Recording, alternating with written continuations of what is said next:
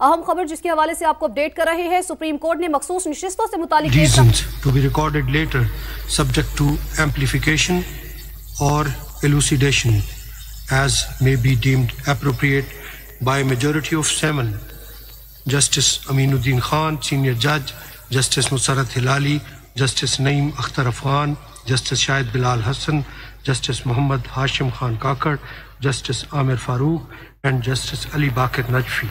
All review petitions are allowed and impugned. Majority judgment dated 12th of July 2024 is set aside.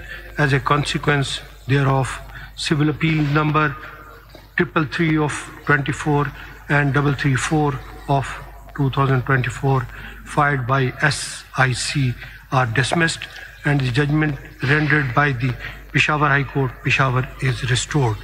Whereas Justice Jamal Khan Mandukhel, for reasons to be recorded later, partly allowed the review petitions and maintained his original order with regard to 39 seats, but reviewed the majority judgment to the extent of 41 seats. Whereas Justice Muhammad Ali Mazhar and Justice Sayyid Hassan Azhar Rizvi, for reasons to be recorded later, also reviewed the judgment and allowed the review petitions with the rider that since the factual controversy or disputed questions of fact neither could be resolved by the Peshawar High Court nor this court in original or review jurisdiction. Therefore, directions are issued to the ECP to examine and consider the nomination papers / declaration and other relevant documents of all 80 returned candidates by means of de novo exercise with regard to their affiliation and take मखसूस नशिस्तों से मुताल्लिक नजर सानी case का फैसला supreme court का 10 रुकनी bench फैसला सुना रहा है। जस्टिस अमीनुद्दीन खान फैसला सुना रहे हैं। वो बता रहे हैं इसी सिलसिले में मखसूस नशिस्तों से मुताल्लिक अहम फैसला, नजर सानी दरखास्तें मंजूर, 12 जुलाई का फैसला कलअदम करार, पेशावर हाई कोर्ट का फैसला बरकरार। अहम तरीन मामला मखसूस नशिस्तों से मुताल्लिक नजर सानी केस का फैसला महफूज किया गया, अब इसे सुनाया जा रहा है। जस्टिस अमीनुद्दीन फैसला सुना रहे हैं। नजर सानी दरखास्तें मंजूर, 12 जुलाई का फैसला कलअदम करार, पेशावर हाई कोर्ट का फैसला बरकरार। मखसूस नशिस्तों से मुताल्लिक नजर सानी केस का अहम फैसला, इसके निकात सामने आते जा रहे हैं। बिल्कुल आपको बताएं कि नजर सानी दरखास्तें मंजूर की गईं और 12 जुलाई का फैसला कलअदम करार दिया गया। पेशावर हाई कोर्ट का फैसला बरकरार है और मखसूस नशिस्तों से मुतालिक नजर सानी केस है जिसमें आपको बताएं कि पेशावर हाई कोर्ट का फैसला बरकरार है, 12 जुलाई का फैसला कलअदम करार दे दी। दरखास्तें मंजूर कर ली गई हैं, 12 जुलाई का फैसला कलअदम करार दिया गया, पेशावर हाई कोर्ट का फैसला बरकरार रखा गया है। मखसूस नशिस्तों से मुतालिक नजर सानी केस पेशावर हाई कोर्ट का फैसला बरकरार रखा गया और 12 जुलाई का फैसला कलअदम करार दिया गया है। नजर सानी दरखास्तें मंजूर कर ली गई हैं, पेशावर हाई कोर्ट का फैसला बरकरार रखा गया। मखसूस नशिस्तों से मुतालिक नजर सानी केस है और 12 जुलाई का फैसला कलअदम करार दिया गया है। इस बारे में मजीद बात कर लेते हैं। समा के नुमाइंदे सोहेल रशीद हमारे साथ हैं। सोहेल रशीद, हमें बताइए, महफूज फैसला सामने आ गया, इसके निकात बताइए। देखें, ये बड़ा फैसला है। सबसे पहले तो सबसे अहम नुकता यह है कि पाकिस्तान तहरीक इंसाफ को ये नशिस्तें नहीं मिल सकती, ना ही सुन्नी इत्तेहाद मखसूस नशिस्तों की अहल है। जो इलेक्शन कमीशन ने असल फैसला जो किया था उसको वापस बरकरार कर दिया गया है, जिसके तहत ये जितनी भी इजाफी नशिस्तें थी वो हुकूमत उसकी इत्तेहादी जमातों और JUI में तकसीम की गई थी और इलेक्शन कमीशन ने इसमें कहा था कि इन नशिस्तों को खाली भी नहीं रखा जा सकता, इसलिए दीगर जमातों को दी जा रही है। उस फैसले को ही बहाल किया गया है और जो 12 जुलाई 2024 8 जजेस का अक्सरियती फैसला था जिसमें कहा गया था कि मुकम्मल इंसाफ करते हुए ये नशिस्तें पाकिस्तान तहरीक इंसाफ को दी जा रही हैं, उस फैसले को कलअदम करार दे दिया गया है। 7 जजेस ने ये अक्सरियती फैसला दिया है जिसमें यह करार दिया गया है, वाजे किया गया है कि 12 जुलाई का फैसला बरकरार नहीं रखा जाएगा और ये नशिस्तें पाकिस्तान तहरीक इंसाफ लेने की हकदार नहीं थी।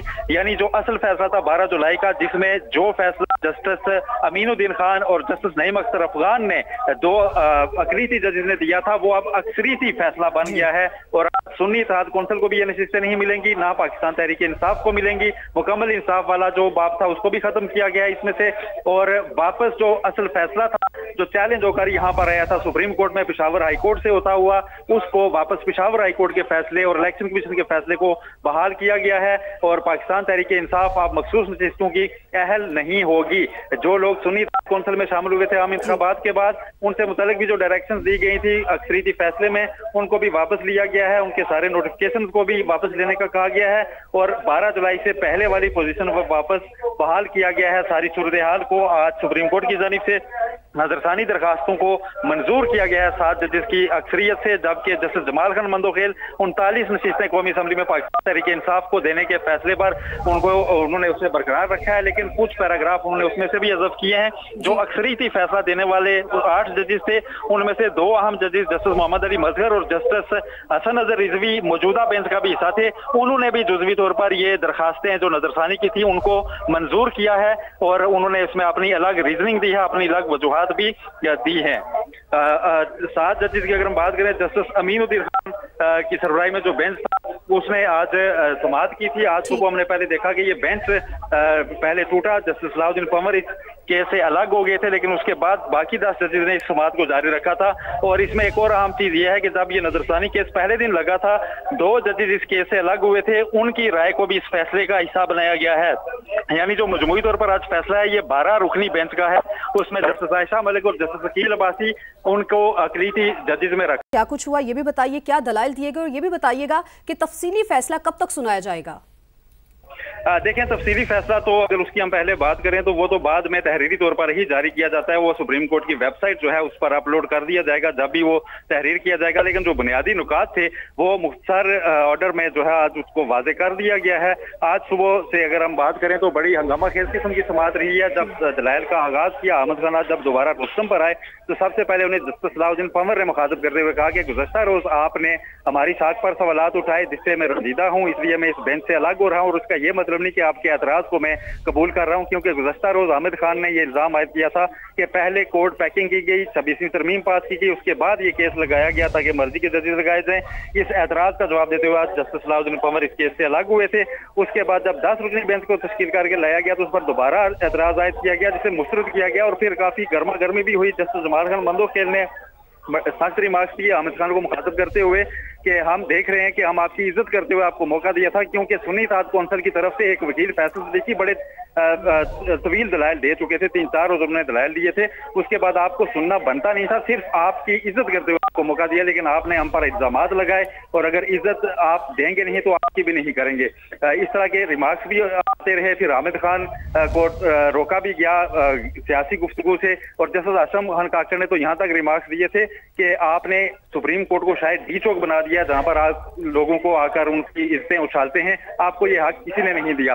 फिर हमने देखा कि अहमद खान के बाद मखदूम अली जो 12 जुलाई के फैसले से मुतासरा उम्मीदवार थे हुकूमती जमातों के और उनके इत्तेहादी जमातों के मखसूस नशिस्तों पर जिनको पहले कामयाब करार दिया गया था, उनके वकील मखदूम अली खान ने आकर जवाब दलाइल दिए थे और उनकी जानिब से जो और अटॉर्नी जनरल फिर बाद में इन दोनों की जानिब से एक नुक्ते की निशानदेही की गई थी कि जो अक्सरी जजेस ने 12 जुलाई 2024 को फैसला दिया था उसमें इलेक्शन एक्ट 2017 का रूल 94 है जो इलेक्शन कमीशन को इख्तियारात देता है सियासी जमातों से मुतालिक, उसको कलअदम करार दिया गया। लेकिन ऐसा सिर्फ तफसीली फैसले में किया गया, जबकि उस पर ना कोई दलाइल हुए थे, ना ही मुख्तसर ऑर्डर में उसका 12 जुलाई के ऑर्डर में उसका जिक्र था।